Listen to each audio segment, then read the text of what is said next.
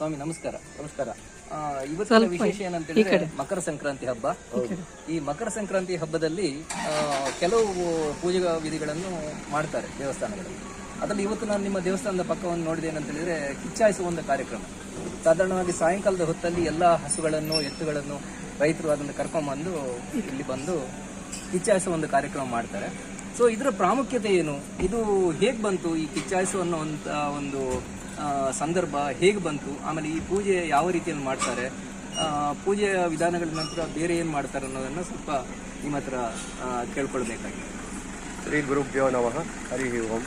ಇವತ್ತು ಮಕರ ಸಂಕ್ರಮಣ ವಿಶೇಷ ಏನು ಅಂದರೆ ಕಿಚ್ಚಾಯಿಸೋದು ಈ ಸಂಸ್ಕೃತಿಯಲ್ಲಿ ಒಂದು ವಿಶೇಷ.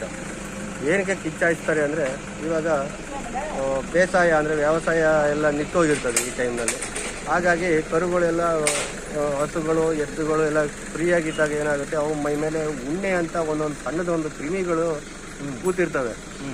ಅದು ಕ್ರಿಮಿಗಳು ಏನು ಮಾಡಿದ್ರು ಹೋಗಲ್ಲ. ಹಾಗಾಗಿ ಅದನ್ನು ರೋಗನ ರಿಮೂವ್ ಮಾಡೋಕ್ಕೋಸ್ಕರ ಒಂದು ಕಿಚ್ಚಾಯಿಸೋದು ಸಂಸ್ಕೃತಿ ನಮ್ಮ ಪುರಾತನ ಕಾಲದಿಂದಲೂ ನಡ್ಕೊಂಡು ಬಂದರಿ. ಒಂಚೂರು ಬೆಂಕಿ ಸೋಕಿರಿ ಇವೆಲ್ಲ ಉಣ್ಣೆಗಳು ಕೀಟಗಳೆಲ್ಲ ಉದುರೋಗ್ತವೆ ಅಂತ ಒಂದು ಸಂಸ್ಕೃತಿ. ಹಾಗಾಗಿ ಈಗಿನ ವಿಶೇಷವಾಗಿ ನಮ್ಮ ಗೋಶಾಲೆಯಲ್ಲಿ ಒಂದು 9-10 ಹಸುಗಳಿದ್ದಾವೆ. ಹಸುಗಳನ್ನು ನಮ್ಮಲ್ಲಿ ನಮ್ಮ ಸಂಸ್ಕೃತಿ ಅಂದರೆ ಪುರಾತನ ಸಂಸ್ಕೃತಿಯಲ್ಲಿ ಗೋಮಾತೆ ಅಂತ ಪೂಜಿಸ್ತೀವಿ. ಹಾಗಾಗಿ ಅವಕ್ಕೆ ಈ ದಿನ ಒಂದು ಕಿಚ್ಚಾಯಿಸುವ ಒಂದು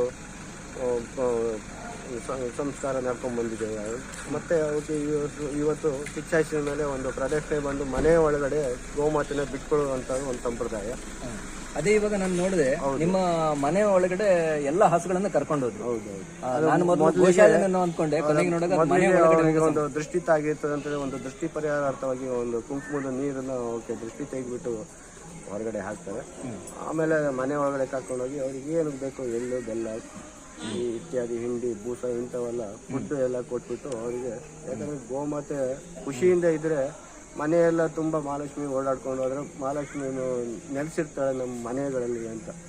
ಹಾಗಾಗಿ ಇವತ್ತು ಮಕರ ಸಂಕ್ರಮಣೆ ದಿನದಂದು ಒಂದು ಗೋಪೂಜೆ ಒಂದು ವಿಶೇಷ. ಹಾಗೆ ನಿಮ್ಮೆಲ್ಲ ಗ್ರಾಹಕರಿಗೂ ಮಕರ ಸಂಕ್ರಾಂತಿ ಹಾರ್ದಿಕ ಶುಭಾಶಯವನ್ನು ಹೇಳ್ತಾ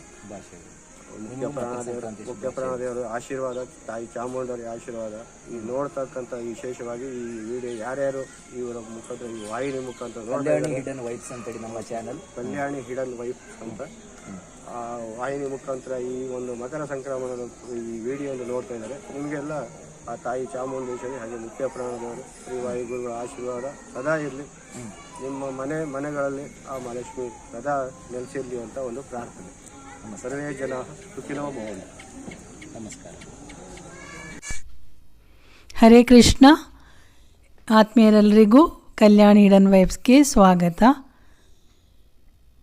ಇದು ಸಂಕ್ರಾಂತಿ ಹಬ್ಬದ ಸುಗ್ಗಿಯ ಸಂಭ್ರಮದಲ್ಲಿ ಕಿಚ್ಚು ಹಾಯಿಸೋ ಕಾರ್ಯಕ್ರಮ ನೀವು ನೋಡ್ತಾ ಇದ್ದೀರಿ. ಬನ್ನಿ ಒಂದೊಂದಾಗಿ ಏನಂತ ತಿಳಿಯೋಣ. ನಮಸ್ಕಾರ ಸ್ನೇಹಿತರೆ, ನಾನು ಮೋಹನ್ ದಾಸ್. ಮಕರ ಸಂಕ್ರಾಂತಿ ಹಬ್ಬದ ಸುಗ್ಗಿ ವಿಶೇಷ, ಸಂಕ್ರಾಂತಿಯ ವಿಶೇಷ ಈಗ ಅಗ್ನಿಸ್ಪರ್ಶ ಮಾಡ್ತಾ ಇದ್ದಾರೆ. ಊರಿನ ಒಂದು ಪುಟ್ಟ ಒಂದು ಕಾರ್ಯಕ್ರಮ. ಆ ಮನೆಯವರು ಎಲ್ಲರೂ ಸೇರಿ ಕಿಚ್ಚು ಹಾಯಿಸೋದಕ್ಕೆ ಶುರು ಮಾಡ್ತಾ ಇದ್ದಾರೆ. ಅದಕ್ಕಿಂತ ಮೊದಲು ಹುಲ್ಲೆಲ್ಲ ಹಾಕಿ ಅದರ ಮೇಲೆ ಅಗ್ನಿಸ್ಪರ್ಶ ಮಾಡಿದರು ಒಬ್ಬರು ಪ್ರಮುಖರು. ಇನ್ನು ಸ್ವಲ್ಪ ಹೊತ್ತಲ್ಲೇ ಶೃಂಗಾರ ಮಾಡಿದಂಥ ಎಲ್ಲ ಹಸುಗಳು ಇದರ ಮೇಲೆ ಹಾಯಿಸ್ಕೊಂಡು ಹೋಗ್ತಾರೆ. ಅದರ ಒಂದು ದೃಶ್ಯವನ್ನು ನೋಡೋಣ. ಪ್ರತಿ ಒಂದು ಮೂಲೆಗೂ ಹಾಕಿದ್ದಾರೆ. ಈಗ ಒಂದೊಂದು ಹಸುಗಳನ್ನು ಕರ್ಕೊಂಡ್ಬಂದು ಅದ್ರ ಮೇಲೆ ಹಾಯಿಸ್ಕೊಂಡು ಹೋಗ್ತಾರೆ. ನೋಡಿ ಈಗ ಹೇಗೆ ಈ ಒಂದು ಹಸು ಅದರ ಮೇಲೆ ಹಾರಕ್ಕೆ ಪ್ರಯತ್ನ ಮಾಡ್ತಾ ಇದ್ದಾರೆ. ಆಯಿತು, ಸೈಡ್ನಿಂದ ಬಂದು ಅದನ್ನು ಕರ್ಕೊಂಡು ಹೋದರು. ಹಾಗೆ ಒಂದು ಸುಮಾರು ಹಸುಗಳಿದೆ, ಅಲ್ಲಿ ಎತ್ತುಗಳಿದ್ದಾವೆ ಹಾಗೂ ಹಸುಗಳು ಇದ್ದಾವೆ. ಎಲ್ಲ ರಾಸುಗಳನ್ನು ಸಾಲಾಗಿ ಶೃಂಗಾರ ಮಾಡಿ ಗೋಪೂಜೆ ಥರ ನಿಲ್ಲಿಸಿದ್ದಾರೆ. ಮೊದಲ ಬಾರಿ ನೋಡೋರಿಗೆ ಸ್ವಲ್ಪ ಭಯ ಆಗುತ್ತೆ. ಏನು ಗೊತ್ತಿಲ್ಲದವರಿಗೆ ಇದೇನಪ್ಪ ಇಷ್ಟೊಂದು ಬೆಂಕಿ, ಅದರ ಮೇಲೆ ಮನುಷ್ಯರು ಪ್ರಾಣಿಗಳು ಅಂತೇಳಿ. ಆದರೆ ಇದು ಪ್ರತಿ ವರ್ಷ ಮಾಡುವ ಕ್ರಮ. ಈಗ ಇಲ್ಲಿ ನೀವು ನೋಡ್ಬೋದು, ಇಡೀ ಒಂದು ಕುಟುಂಬ ಅವ್ರು ಏನು ಮಾಡ್ತಾ ಇದ್ದಾರೆ ಅಂತೇಳಿ ಅವರವರ ಹಸುಗಳನ್ನು ಇಲ್ಲಿ ಹಾರಿಸ್ತಾರೆ. ನೋಡಿ, ಇವಾಗ ಹಾರಿಸಿದ್ರು. ಹೀಗೆ ಮಾಡ್ತಾರೆ, ತುಂಬ ಪ್ರೀತಿಯಿಂದ ನೋಡ್ತಾರೆ. ನಾವು ಅದೇ ನನಗೊಂದು ಬಹಳ ವಿಶೇಷ ಅನಿಸಿದ್ದು ಏನಂತೇಳಿದರೆ, ತುಂಬ ಶ್ರದ್ಧೆಯಿಂದ ಕೂಡ ಮಾಡ್ತಾರೆ. ನೋಡಿ, ಎಲ್ಲ ಹಸುಗಳಿಗೆ ಕೂಡ ತುಂಬ ಶೃಂಗಾರ ಮಾಡಿದ್ದಾರೆ. ಒಂದು ಕುಟುಂಬದ ಸದಸ್ಯನ ಹಾಗೆ ಪ್ರತಿಯೊಂದು ಹಸುವನ್ನು ಅವರು ಟ್ರೀಟ್ ಮಾಡ್ತಾ ಇದ್ದಾರೆ. ಆಮೇಲೆ ಒಂದೊಂದು ಹಸುಗಳು ಬಂದಾಗ ಅದಕ್ಕೆ ತುಂಬ ಹಿಂದುಗಡೆಯಿಂದ ತುಂಬ ಕಮೆಂಟ್ಸ್ ಮಾಡ್ತಾ ಇರ್ತಾರೆ. ಅದನ್ನು ನಾನು ಕೇಳಿದ್ದೀನಿ. ಅಂದರೆ ಮನೆಯಲ್ಲಿರೋ ಯಾರಾದರೂ ಒಬ್ಬ ಹುಡುಗ ಅಥವಾ ಹುಡುಗಿ ಯಾವುದಾದ್ರು ಒಂದು ಸ್ಪರ್ಧೆಯಲ್ಲಿ ಹೇಗೆ ಭಾಗವಹಿಸಿದಾಗ ಮಾತಾಡ್ತಾರೆ, ಅದೇ ರೀತಿ ಇಲ್ಲಿ ಕೂಡ ನಾವು ನೋಡಿದ್ದೀವಿ. ಅವ್ರು ಏನೋ ಒಂದು ನೋಡೋಕೆ ಬಹಳ ಒಂದು ಖುಷಿಯಾಗಿ ಮಾತಾಡ್ತಾರೆ, ಒಳ್ಳೆ ಕಮೆಂಟ್ಸ್ಗಳನ್ನು ಮಾಡ್ತಾರೆ. ಸೊ ಇದನ್ನೆಲ್ಲ ನಾವು ನೋಡಿದ್ದೀವಿ. ಈಗ ಆಲ್ಮೋಸ್ಟ್ ಎಲ್ಲ ಹಸುಗಳು ಇಲ್ಲಿ ಅದನ್ನು ಕಿಚ್ಚಾಯಿಸಿ ಆಯಿತು. ಈಗ ಇನ್ನೂ ಕೆಲವರನ್ನ ಕರ್ಕೊಂಡ್ಬರ್ತಾ ಇದ್ದಾರೆ. ಸ್ವಲ್ಪ ಭಯಪಟ್ಕೊಳ್ಳುತ್ತೆ ಹಸುಗಳು. ಆಮೇಲೆ ಅದಕ್ಕೆ ತಿಂಡಿ ಎಲ್ಲ ಕೊಟ್ಟು ಸಮಾಧಾನ ಮಾಡ್ತಾರೆ. ಸೊ ಇದನ್ನು ಒಂದು ಜಾಗದಲ್ಲಿ ನಾವೀಗ ಮಾಡಿದ್ದನ್ನು ಮಾತ್ರ ತೋರಿಸ್ತಾ ಇದ್ದೀವಿ. ಹೀಗೆ ಹಲವು ಕಡೆಯಲ್ಲಿ ಮಾಡ್ತಾ ಇರ್ತಾರೆ ಹಳ್ಳಿಗಳಲ್ಲಿ. ಪಟ್ಟಣ ಪ್ರದೇಶಗಳಲ್ಲಿ ಕೂಡ ಕೆಲವು ಹಸು ಸಾಕುವವರೆಲ್ಲರೂ ಮಾಡ್ತಾರೆ. ಪಟ್ಟಣ ಪ್ರದೇಶದಲ್ಲಿ ಕೂಡ ಈಗ ನಾವು ನೋಡ್ಬೋದು, ಕಿಚ್ಚಾಯಿಸಿದ ನಂತರ ಎಲ್ಲ ಹಸುಗಳನ್ನು ಕರ್ಕೊಂಡು ಅಲ್ಲಿ ಮನೆ ಪಕ್ಕದಲ್ಲಿ ಕರ್ಕೊಂಡ್ಬಂದಿದ್ದಾರೆ. ಗೃಹಿಣಿಯರು ಅದಕ್ಕೆ ಕುಂಕುಮ ಹಚ್ಚಿ ನಾಮ ಹಾಕಿ ಅದನ್ನು ತಮ್ಮ ಮನೆಯೊಳಗೆ ಕರ್ಕೊಂಡು ಹೋಗೋದಕ್ಕೆ ಎಲ್ಲ ತಯಾರಿ ಮಾಡ್ತಾ ಇದ್ದಾರೆ. ಆ ಹಸುಗಳು ಪಾಪ ನೋಡ್ತಾ ಇದ್ದಾವೆ. ಏನೋ ತಿಂಡಿ ಕೊಡ್ತಾರೆ ಅಂದ್ಕೊಂಡಿದ್ದಾರೆ, ಏನೋ ಕೊಡ್ತಾವೆ. ಸೊ ತಿಂಡಿಯನ್ನು ತಿಂತಾವೆ ಆಮೇಲೆ. ಬಟ್ ಈಗ ಅವುಗಳೆಲ್ಲವನ್ನು ಸಾಲಾಗಿ ನಿಲ್ಲಿಸಿಬಿಟ್ಟು ಅದರ ದೃಷ್ಟಿ ತೆಗಿತಾರೆ. ಗೃಹಿಣಿಯರು ಒಂದೊಂದಾಗಿಯೇ ಎಲ್ಲ ಹಸುಗಳ ದೃಷ್ಟಿ ತೆಗಿತಾರೆ.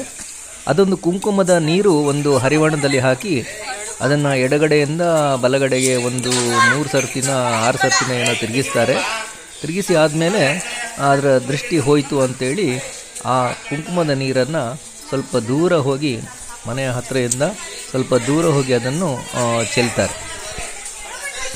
ಇನ್ನು ಸ್ವಲ್ಪ ಹೊತ್ತಲ್ಲಿ ಎಲ್ಲ ಹಸುಗಳನ್ನು ಮನೆಯ ಒಳಗಡೆ ಕರ್ಕೊಂಡು ಹೋಗೋ ಒಂದು ಪದ್ಧತಿ ಇದೆ. ನೋಡಿ, ಇವಾಗ ಮನೆಯೊಳಗಡೆ ಕರ್ಕೊಂಬಂದಿದ್ದಾರೆ. ಒಂದು ಗಿಡ್ಡ ಜಾತಿಯ ಹಸು, ಅದಕ್ಕೆ ಒಂದು ಕರುನೂ ಇದೆ. ಆ ಹಸು ಮತ್ತು ಕರು ಎರಡನ್ನೂ ಕೂಡ ಪ್ರೀತಿಯಿಂದ ಅದಕ್ಕೆ ಆರತಿ ಬೆಳಗಿ ಅದರ ದೃಷ್ಟಿ ತೆಗೆದು ಅದಕ್ಕೆ ಈಗ ಏನಾದ್ರು ಒಂದು ತಿಂಡಿನ ಕೊಡಬೇಕಲ್ವ, ತಿಂಡಿ ಕೊಡೋದಕ್ಕೆ ತಯಾರಿ ಮಾಡ್ತಾರೆ. ನೋಡಿ, ಆರತಿ ಎತ್ತಿ ಆಯಿತು.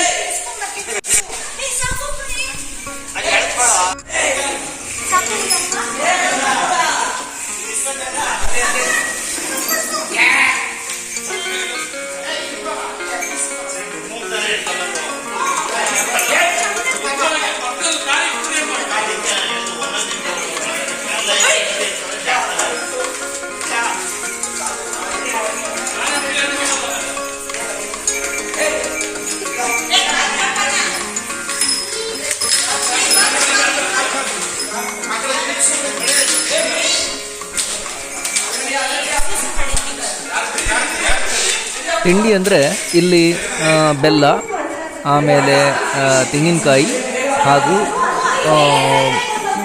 ಹಣ್ಣುಗಳಿರ್ತವೆ. ಇದರಲ್ಲಿ ಬೆಲ್ಲ, ಅಕ್ಕಿ ಮತ್ತು ಅವಲಕ್ಕಿ ಏನು ಅವರಿಗೆ ಮನಸ್ಸಿಗೆ ಇಷ್ಟ ಆಗಿದೆಯಾ ಅವುಗಳನ್ನು ತಂದು ಆ ಹಸುಗಳಿಗೆ ಎಲ್ಲ ತಿನ್ನಿಸ್ತಾರೆ. ನೋಡಿ, ಎಷ್ಟು ಖುಷಿ ಆಗ್ತದೆ, ಆನಂದವಾಗುತ್ತೆ ನೋಡುವಾಗ. ಕರುವನ್ನ ಕೂಡ ನೋಡುವಾಗ ಎಲ್ಲರೂ ಮುದ್ದು ಮಾಡ್ತಾರೆ.